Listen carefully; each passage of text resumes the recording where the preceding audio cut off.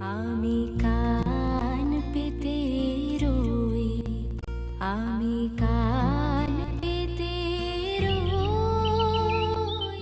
শহরের ব্যস্ত কোলাহল ছেড়ে পা বাড়ালাম প্রকৃতির শান্ত কোলে, বরিশালের খয়রাবাদ নদীর পাড়ে।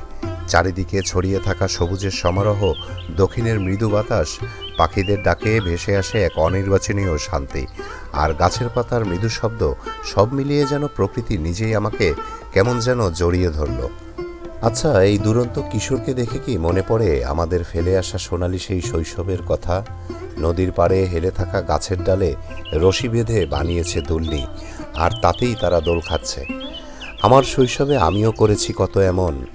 ফেলে আসা দিন তো আর ফিরে পাবো না, তাই এই মুহূর্তটাকে ধরে নিলাম ক্যামেরার ফ্রেমে।